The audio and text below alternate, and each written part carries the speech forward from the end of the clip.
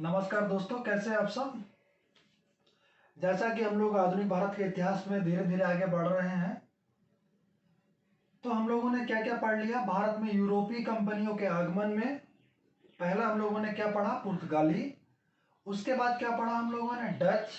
और आज क्या पढ़ने वाले हैं हम लोग, अंग्रेज। सबसे पहले पुर्तगाली, फिर उसके बाद डच, फिर उसके बाद अंग्रेज। तो आज हम लोग अंग्रेज पढ़ने वाले हैं। अंग्रेज मेन यूरोपीय कंपनी थी अंग्रेजों की, जो भारत में व्यापार ही नहीं की, बहुत दिनों तक इन्होंने शासन किया। यह कहो कि 200 सालों तक, उससे ज़्यादा तक इन्होंने शासन किया। भारत को अपना क्या बनाया, उपनिवेश बना लिया। तो कैसे कैसे घटनाएं हुई वो हम लोग आगे पढ़ेंगे। वो तो पूरा आधुनिक भारत का इतिहास ही है। लेकिन अंग्रेज कैसे आए, जैसे पुर्तगाली आए वैसे ही डच आए, वैसे ही अंग्रेज आए। तो अंग्रेज कैसे आए, उन्होंने अपनी कोठियां कहाँ बनाई, यहाँ पे क्यों आए, कैसे कैसे उन्होंने अपना विस्तार किया, तो वो एक मोटी मोटी चीज देखेंगे। फिर बाकी आगे हम लोग पूरे आधुनिक भारत के इतिहास में हम लोग पढ़ेंगे। ठीक है, क्योंकि हमें क्या पढ़ना है, मेन तो अंग्रेज ही पढ़ना है ना, क्योंकि वही एक मेन एंटिटी थे अंग्रेज। तो अंग्रेज का दो वीडियो मैं बनाऊंगा इसका, एक पहले में, ठीक है, आधा, और आधा दूसरे में, ताकि वीडियो लंबा ना हो और आपको चीजें समझने में आसानी हो। तो आइए शुरू करते हैं। मैंने क्या बताया, सबसे पहले आया पुर्तगाली, फिर आया डच, फिर आया अंग्रेज। तो सबसे पहले अंग्रेज में से कौन आया, है ना। अंग्रेज में एक व्यक्ति थे, मिल्टन हॉल। क्या है, मिल्टन हॉल। ये महाशय 1599 में कहाँ आए, भारत आए। 1599 में भारत आए, और कहां से होते हुए आए, मध्य एशिया से होते हुए आए। मध्य एशिया से होते हुए, और वो भी स्थल मार्ग से। मिल्टन हॉल स्थल मार्ग से आया 1599 में। ठीक है, और कितने वर्षों तक रहा है वहां पे, 7 वर्षों तक रहा। कितने वर्षों तक रहा, 7 वर्षों तक रहा। तो क्या हुआ, मिल्टन हॉल तो आ गए उसी समय 1599 में लंदन में, मतलब वहीं ब्रिटेन में क्या चल रहा था, छोटे छोटे व्यापारी आपस में मिले। उन्होंने एक योजना बनाई कि हम एक कंपनी खोलते हैं जो कि पूर्वी देशों में क्या करेगी, व्यापार करेगी। हम एक कंपनी खोलते हैं जो कि पूर्वी देशों के साथ व्यापार करेगी।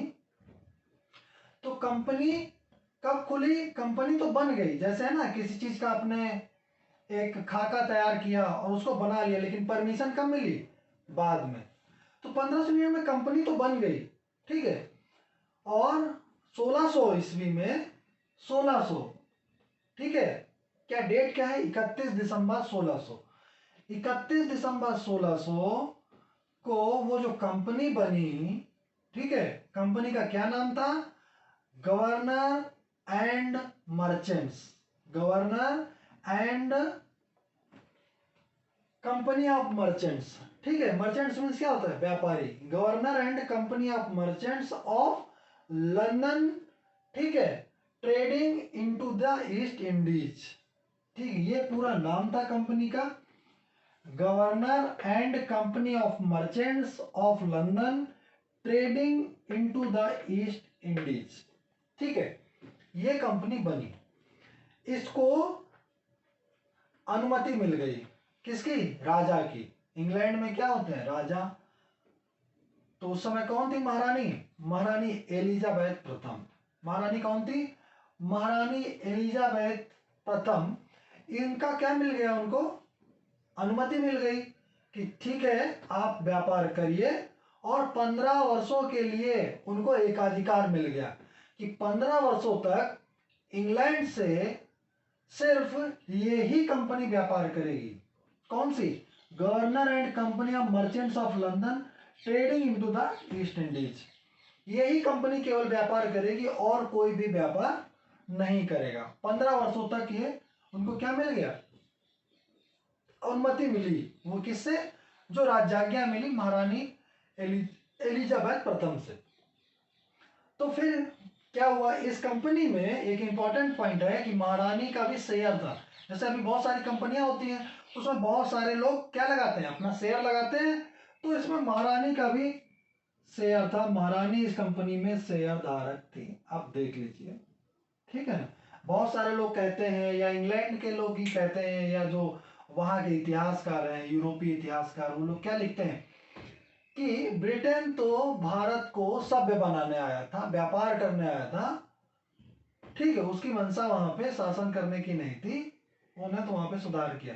आपको पता चलेगा कि उन्होंने क्या किया, उनकी मंशा तो शुरू से ही पता चल जाती है। आगे आपको इतिहास पढ़ते जाएंगे, आपको पता चलती जाएगी कि उनकी मंशा पहले से ही उपनिवेशवाद की थी, कि भारत पे क्या करना है, अपना शासन करना है और इसको अपना उपनिवेश बनाना है, ठीक है।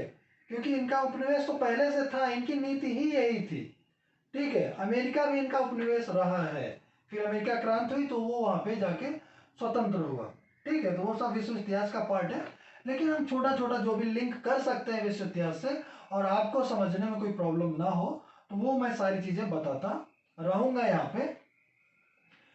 और ये सब चीजें एक दूसरे से जुड़ी हुई हैं, ठीक है।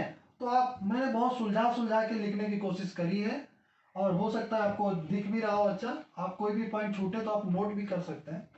तो मैंने एक एक पॉइंट सुलझा सुलझा के लिखा है ताकि आपको कोई प्रॉब्लम ना हो। तो क्या हुआ, महारानी भी इसमें शेयर होल्डर थी।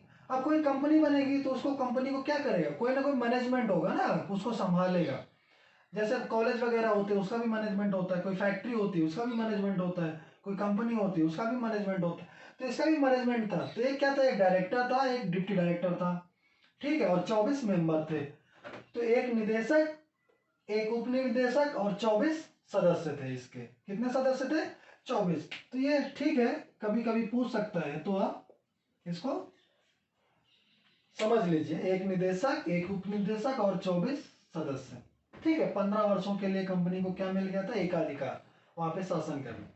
तो क्या हुआ, 1600 में ये ऐसा हुआ। 1603 में महारानी एलिजाबेथ प्रथम की मृत्यु हो गई। तो मैं ये क्यों बता रहा हूँ, इंपॉर्टेंट है नहीं है, इंपॉर्टेंट नहीं है, लेकिन आपको समझना पड़ेगा कि अगर 1603 के बाद कोई घटना हो रही है तो आपको ये पता होना चाहिए कि उस समय एलिजाबेथ प्रथम नहीं थी, उनकी मृत्यु हो गई थी। इसलिए ये इंपॉर्टेंट हो जाता है कहीं भी। तो 1603 में जब महारानी एलिजाबेथ की मृत्यु हो गई तो उसके बाद कौन बने सम्राट, जेम्स प्रथम। कौन बने, जेम्स प्रथम सम्राट बने। तो जेम्स प्रथम ने क्या किया कि इनको व्यापारिक एकाधिकार अनिश्चितकालीन कर दिए। ये मैंने रेड से लिखा है कि जो पहले कितना था, 15 वर्षों के लिए था, कि सिर्फ यही कंपनी, जो ईस्ट इंडिया कंपनी है, यही कंपनी सिर्फ वहां पे व्यापार कर सकती है। वो 15 वर्षों के लिए था, उसको उन्होंने क्या कर दिया, अनिश्चितकालीन कर दिया, ठीक है। अब उसके बाद क्या हुआ कि 1688 में ब्रिटेन में एक क्रांति होती है, ठीक है। और जिस तरीके से भारत में केंद्र में है ना, केंद्र में दो दल हैं, कांग्रेस और बीजेपी। इन दोनों को में भी बहुत सारे दल शामिल होते हैं। तो क्या बोलते हैं, जो बीजेपी जिसमें मेजोरिटी में होती है उसको क्या बोलते हैं, एनडीए। और जिसमें कांग्रेस मेजोरिटी में होती है उसे क्या बोलते हैं, यूपीए। तो ये लोग अपना गठबंधन बनाए हुए हैं। तो मोस्टली दो ही दल या दो ही संगठन ऐसे हैं, बीजेपी कांग्रेस। बीजेपी का क्या है, एनडीए, इसमें बहुत सारे दल हैं। और जैसे यूपीए, तो वैसे ही जैसे कांग्रेस की सरकार गई, बीजेपी की आ गई, तो नीतियां बदल जाती हैं, है ना। तो वैसे ही वहां पे क्या हुआ, 1688 में ब्रिटेन में क्रांति हो गई। तो वहां पे ये जेम्स उस समय द्वितीय थे, 1688 में वो हट गए,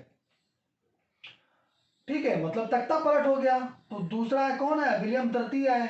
तो विलियम तृतीय की पार्टी थी व्हिग पार्टी करके एक थी, नाम उतना इंपॉर्टेंट नहीं है, ठीक है। तो बस इतना समझ लो कि 1688 में ये जो घटना घटी, जो मैंने यहाँ पे लिखा, इसके पीछे का रीजन क्या था, अगर आप कहानी की तरह उसको समझ जाएंगे तो आसानी रहेगी, आपको रटना कुछ भी नहीं पड़ेगा इसमें से। तो 1688 में तख्ता पलट हुआ ब्रिटेन में, एक नई पार्टी आई। इतना ध्यान रखिए, नई पार्टी आने के बाद क्या मांग उठने लगी कि ये जो पार्टी है, ये जो व्यापारिक कंपनी है, governor and company of merchants, ये इसको एकाधिकार प्राप्त है। तो सब बोलने लगे नहीं, हमें भी अधिकार मिलना चाहिए, हम भी वहां जाके क्या करेंगे, व्यापार करना चाहते हैं और हम व्यापार करेंगे। तो उसी के परिणाम स्वरूप वो जो नई पार्टी थी उसने कहा नहीं ठीक है आप करिए। तो एक नई कंपनी का गठन हुआ जिसका नाम ही था न्यू कंपनी। जिसका नाम क्या था, न्यू कंपनी। एक नई कंपनी का गठन हुआ जिसका नाम था न्यू कंपनी। अब ये कंपनी बनी और वो जो पहले थी वो थी ही। तो इस कंपनी ने क्या किया, व्यापार करना शुरू किया। वो भी कंपनी व्यापार कर रही थी जो पहले आई 1600 में बनी, ये व्यापार कर रही थी। तो क्या हुआ, इसने, इसका एक जहाज था, क्या नाम था, रेड ब्रिज। क्या है, रेड ब्रिज नामक एक जहाज को रोक लिया। ठीक है, मतलब इनमें से क्या है, दो कंपनियां कभी न कभी टकराहट तो हो जाएगी, तो इसको रोक लिया। तो फिर क्या हुआ, आगे चल करके ब्रिटेन में क्या हुआ, एक आर्थिक संकट आया। आर्थिक संकट आया तो उन्होंने ये जो एकाधिकार था कंपनी का वो खत्म कर दिया था, प्रॉपरली खत्म किया था। उन्होंने कहा था ठीक है आप जाओ, आप भी शासन करो। ठीक है, इनको रोका नहीं था और इनसे कहा था बनाओ कंपनी और शासन करो। तो उसमें जो ये नई गवर्नमेंट थी, आर्थिक संकट से उबरने के लिए क्या किया कि अपना ये जो भी है एकाधिकार इसको नीलाम करने की कोशिश करी कि जो ज़्यादा से ज़्यादा पैसे देगा वो जाके पूर्वी देशों में या भारत के साथ व्यापार करेगा। तो न्यू कंपनी ने बहुत सारे पैसे दे करके वो एकाधिकार खरीद लिया। ठीक है, लेकिन इनको बहुत लॉस हुआ। क्यों, क्योंकि ये जो कंपनी थी ये कुशल थी, अनुभवी थी, ये नई नई थी, इनको पता नहीं था व्यापार कैसे करना है, तो इनको बहुत सारा लॉस हुआ। तो आगे चल करके ये कंपनी 1600 में जो बनी और ये कंपनी 1688 में न्यू कंपनी, ये दोनों मिल गई, ये 1708 में दोनों मर्ज हो गई। और इस दोनों के बीच में 1688 और 1708 इन दोनों काल के बीच में भी दो कंपनियां और बनी। ठीक है, वो सब मर्ज हो गई यहाँ पे और इनका नाम बना, गवर्नर से हट करके, गवर्नर एंड कंपनी से हट करके द यूनाइटेड कंपनी। बाकी नाम सेम रहा, यूनाइटेड मतलब सब मिल करके जोड़ करके क्या बना, the United company. Governor and company को हट करके नया नाम बना द यूनाइटेड कंपनी। बाकी आगे सेम है, of merchants of London trading into the East Indies. तो ये मैं आपको क्या पढ़ा रहा हूँ, कंपनी का इतिहास, कंपनी में क्या परिवर्तन हुए। ठीक है, इधर मैंने क्या लिखा है, भारत के साथ व्यापारिक संबंध, कि कंपनी ने भारत में अपने पैर कैसे जमाए, कहाँ पे कोटियां स्थापित करी, क्या हुआ वो सब, ये पॉइंट है। तो फिर ये क्या हुआ, कंपनी बनी। अब ये 1833 तक कंपनी का नाम यही रहा, the United company of merchants.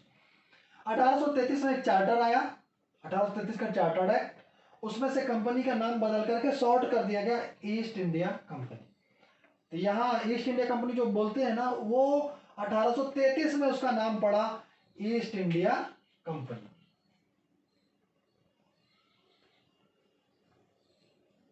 ठीक है, यहां तक आपको समझ में आया, ओके।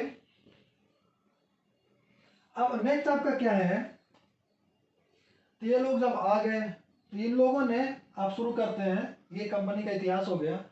तो इन लोगों ने जब 1600 में कंपनी बनी तो इन्होंने अपनी यात्राएं कहाँ शुरू करी, जावा, सुमात्रा एवं मलक्का, वहीं जहाँ डच लोग भी गए थे पहले। ठीक है ना, जावा, सुमात्रा वही, और मलक्का। मलक्का जल संधि मैंने कहा था देखा है, कई जगह इसका नाम आया। ठीक है, ये उधरी है, जावा, जावा सुमात्रा और उसी के पास में है मलक्का जल संधि। ठीक है, तो मलक्का, ये इन्होंने यहाँ पे यात्राएं करी और 1601 में ये लोग कहाँ पहुंच गए, इंडोनेशिया, मसाला द्वीप बोलते हैं, इंडोनेशिया पहुंच गए। और इंडोनेशिया में ही कौन थे उस समय, डच भी थे। ठीक है, तो ये लोग भी इंडोनेशिया पहुंच गए। तो ये तो था कंपनी का इतिहास। अब भारत में इसके साथ क्या क्या घटनाएं हुई वो देखते हैं। ठीक है, तो कंपनी समझ में आया। 1600 में कौन थी, महारानी एलिजाबेथ। 1603 में महारानी एलिजाबेथ की मृत्यु हो गई। कौन है, महोदय जेम्स प्रथम। ठीक है, जेम्स प्रथम आए। जेम्स प्रथम के बाद जेम्स प्रथम ने क्या किया, एक पत्र लिखा। किसको लिखा, अकबर को। मुगल बादशाह किसको लिखा, अकबर को एक पत्र लिखा। ठीक है, देखते हैं। ये 1603 में जेम्स प्रथम बन गए। ठीक है, और अकबर कब तक थे? 1605 तक थे। मुगल बादशाह अकबर कब तक थे? 1605 तक थे। तो ये 1603 में बने। 1603 से 1605 के बीच इन्होंने पत्र लिखा होगा कभी, लगभग बोलते हैं 1605 में लिखा। इन्होंने एक पत्र लिखा, किसको? अकबर महोदय को। अकबर महोदय कब निपट गए? 1605 में। ठीक है, तो कौन है यहाँ पे? जहांगीर आए। ये सब पढ़ेंगे मध्यकालीन भारत के इतिहास में, लेकिन जरूरत है तो आप थोड़ा सा यहाँ पे देख लीजिए। तो कौन है? जहांगीर आए। तो इन्होंने जो पत्र लिखा 1605, वो कौन लेके आया? Captain Hawkins. जब तक वो यहाँ पे पहुंचा 1608 में, तब तक क्या होगा? ये अकबर महोदय का मृत्यु हो गई। तो वो किसके दरबार में पहुंचा? फिर जहांगीर के दरबार में पहुंचा। ठीक है, तो जब वो जेम्स प्रथम का पत्र लेके कैप्टन हॉकिंस यहाँ पे पहुंचा 1608 में, तब तक क्या हो गई थी? अकबर की मृत्यु हो गई। लेकिन पत्र किसके नाम था? अकबर के नाम, क्योंकि जब जेम्स प्रथम ने लिखा उस समय कौन था शासक? भारत में मुगल शासक कौन था? अकबर।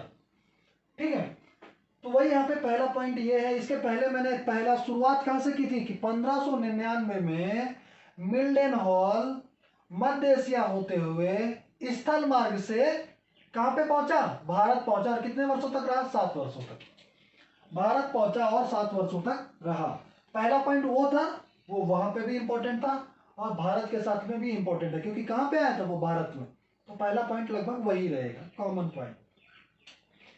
फिर वो कहां से आया था? स्थल मार्ग से। अब देखो 1608 में कैप्टन हॉकिंस आया। ठीक है, कैप्टन हॉकिंस आया। किस जहाज से आया? हेक्टर जहाज से आया। हेक्टर नामक एक जहाज से वो आया और कहां पे पहुंचा? सूरत में बंदरगाह पे पहुंचा। ठीक है, और किसके नाम से पत्र लेके आया? मैंने यहाँ पे बताया था, जेम्स प्रथम का पत्र अकबर के नाम से लेके आया। जेम्स प्रथम का पत्र किसके नाम से लेके आया? अकबर के नाम से लेके आया। लेकिन उस समय कौन था वहां पे 1608 में? मुगल शासक जहांगीर। तो जहांगीर ने कैप्टन हॉकिंस का आगरा में स्वागत किया। तो जहांगीर ने कैप्टन हॉकिंस का आगरा में स्वागत किया। ठीक है, तो इसको क्या था? कैप्टन हॉकिंस को तुर्की भाषा आती थी, है ना, फारसी भी बोलता था। तो ये जो जहांगीर के राज दरबार में इसने फारसी में बात किया। ठीक है, तो जहांगीर को बहुत अच्छा लगा, जहांगीर खुश हो गए। तो जहांगीर ने इनको क्या दिया? खान की उपाधि दी। क्या दी? खान की उपाधि दी और 400 का मनसब प्रदान किया। ये जो मनसबदारी प्रथा है, ये कौन लाया था? अकबर लाए थे। कौन लाए थे? अकबर लाए थे। ठीक है, मनसबदारी प्रथा क्या होती है? इसको क्या बोलते हैं? एक कमांडर टाइप का होता है। ठीक है, एक पद है, एक क्या नाम है? मनसब, एक पद है। उसको कितने का मनसब प्रदान किया? 400 का। ठीक है, समझ में आया? जैसे अपने यहाँ ही बहुत सारे जो क्रिकेटर या खिलाड़ी वगैरह होते हैं, उनको एक सम्मान के रूप में एक पद दिया जाता है ना, जैसे फ्लाइंग लेफ्टिनेंट या कर्नल, या ऐसे जैसे धोनी को दिया गया, मास्टर ब्लास्टर सचिन को दिया गया, ऐसा दिए दिए जाते हैं ना पद। तो वैसे ही इसको क्या दिया? खान की उपाधि दी। 400 के, मतलब 400 का जो कमांडर हो सकता है 400 सैनिकों का, तो 400 का उसको क्या दिया? मनसब। मनसब एक क्या है? पद का नाम है। ठीक है, लाइक ए कमांडर। ठीक है, जो किसने शुरू किया? मनसब अकबर महोदय ने शुरू किया था। ठीक है, तो वो खुश हो गए, इनको उपाधि दी। तो उन्होंने कहा ठीक है, लगे हाथों आए हैं। किस लिए आए थे? कैप्टन हॉकिंस, व्यापार के लिए। तो उन्होंने कहा व्यापार की भी बात कर लेते हैं। तो कैप्टन हॉकिंस ने जहांगीर से बोला कि हमें थोड़ी सी जगह दे दो। कहाँ पे? सूरत में, है ना। थोड़ी सी हमें जगह दे दो सूरत में, ताकि हम वहां पे अपनी व्यापारिक कोठी स्थापित कर सकें। ठीक है, तो जहांगीर ने जगह बोला ठीक है आप ले लो। कब? 1611 में इन्होंने मांगी, लेकिन पुर्तगालियों ने क्या कर दिया? विरोध कर दिया। और जो सूरत के लोकल व्यापारी हैं उन्होंने भी विरोध कर दिया। तो क्या करना पड़ा? जहांगीर को अपना फरमान रद्द करना पड़ा, रद्द कर दिया। तो फिर क्या हुआ? इन्होंने कहा ऐसे तो काम चलेगा नहीं, अपनी हमें शक्ति दिखानी पड़ेगी। किसने कहा? अंग्रेजों ने। तो 1611 में, ठीक है, कौन आया? मिडल्टन। वहां से आया इंग्लैंड से 3 जहाज लेके, और कैप्टन बेस्ट, 2 लोग। 1612 में आया कैप्टन बेस्ट, 1611 में आया Middleton, captain Middleton. Captain Middleton 3 जहाज लेके आया, कैप्टन बेस्ट 2 जहाज लेके आया। ये दोनों लोग आए, और 1600 कहीं पे 1611 मिलता है, कहीं पे 1612 मिलता है।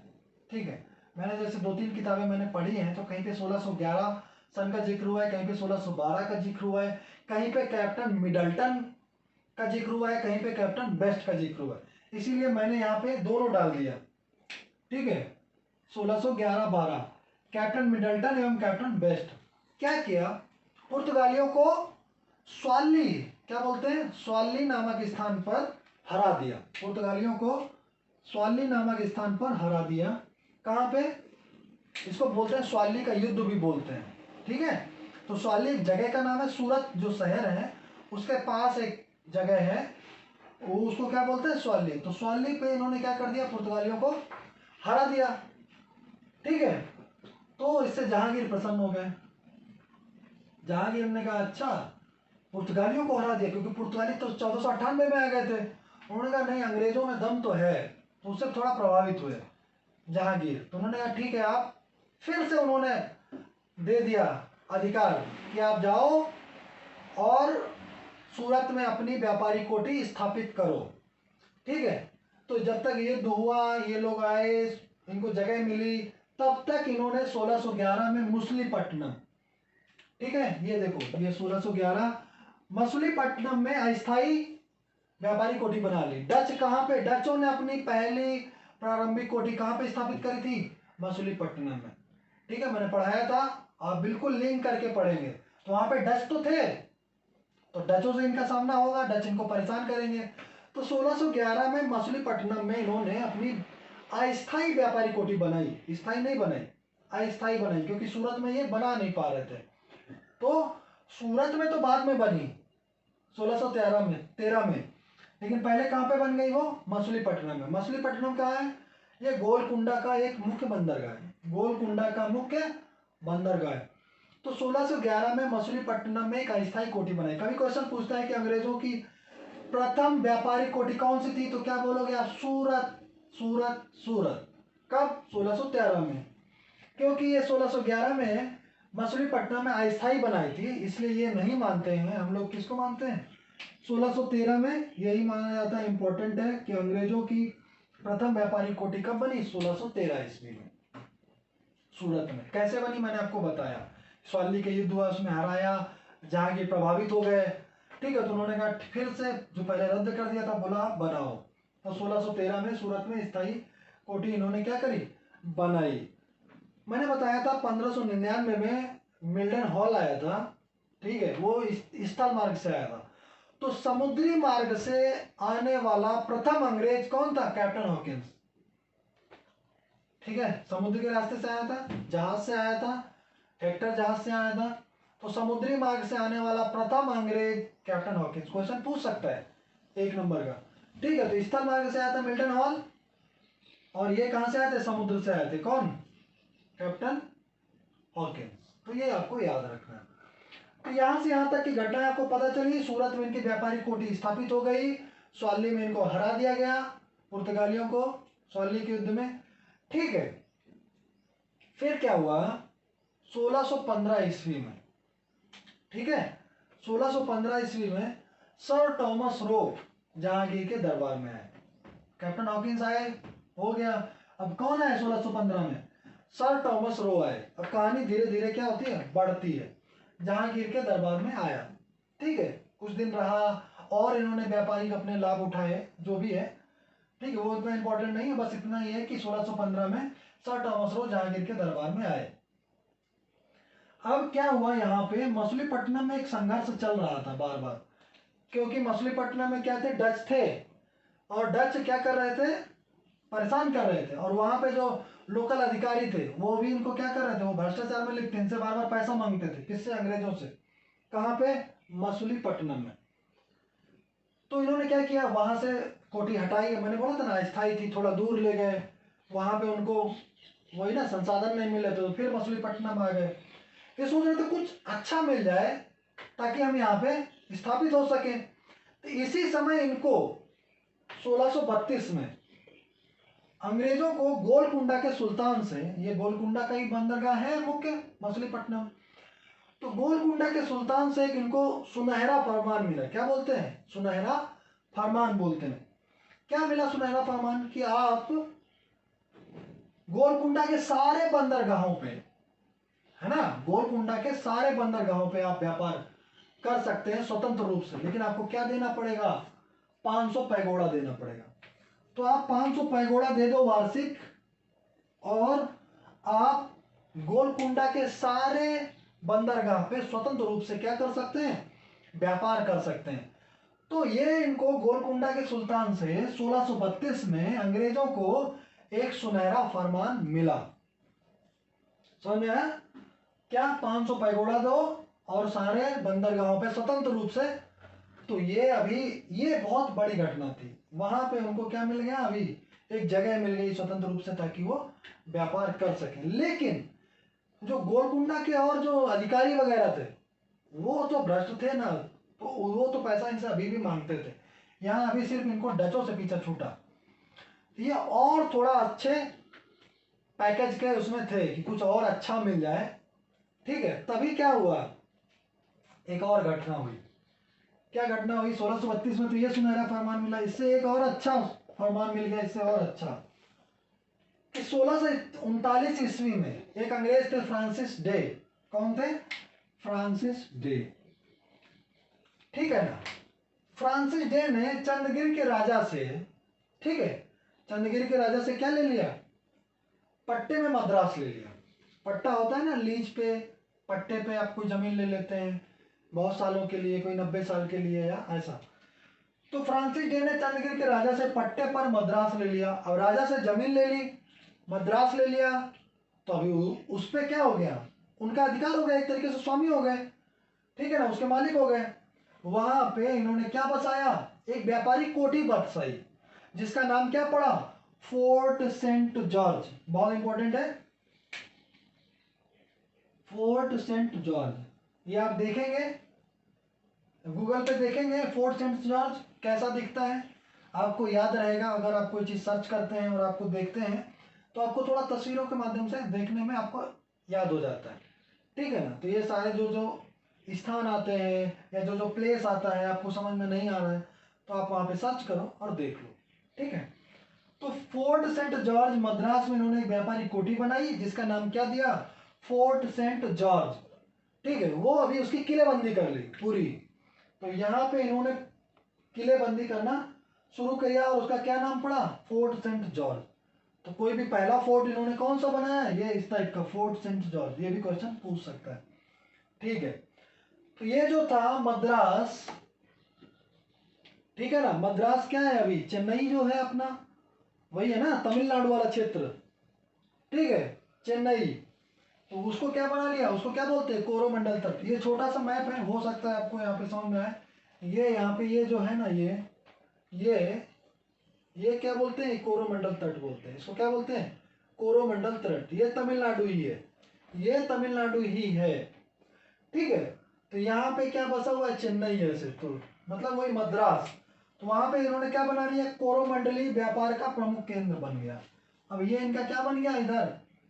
तो आपको पता होगा कि अंग्रेजों की 3 प्रेसिडेंसियां थी, बंबई, बंगाल और मद्रास। मद्रास आपको समझ में आ रहा है कि यहाँ पे बन गया है मुख्य केंद्र, क्योंकि फोर्ट बना दिया, किलाबंदी कर ली, तो ये मद्रास इनका भी यहाँ पे केंद्र बन गया। अभी हम लोग इतिहास में मद्रास ही पढ़ेंगे। आपको समझाने के लिए मैं बता रहा था तमिलनाडु, ये चेन्नई, और वहां पे क्या बन गया? इसको क्या बोलते हैं? कोरोमंडल तट। इसीलिए कोरोमंडल तट का प्रमुख व्यापारिक केंद्र बन गया, ठीक है। तो यहाँ तक आपको समझ में आया सारी चीजें? एक एक करके मैंने बहुत सुझा सुझा के आपको पढ़ाई है, ठीक है। आपको कैसा लगा आप कमेंट करिएगा।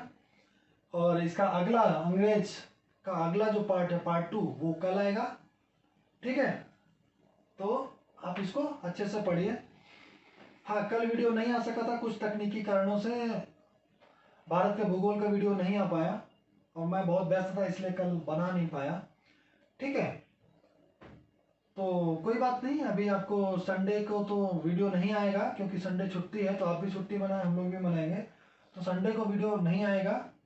ठीक है, अभी ये आज आपको मिल रहा है, इसके बाद आपको क्या मिलेगा, मंडे को मिलेगा। ठीक है, तो आप इसको अच्छे से पढ़ें और अगला अंग्रेज हम लोग कब पढ़ेंगे, मंडे को। ठीक है, ओके, बहुत बहुत धन्यवाद।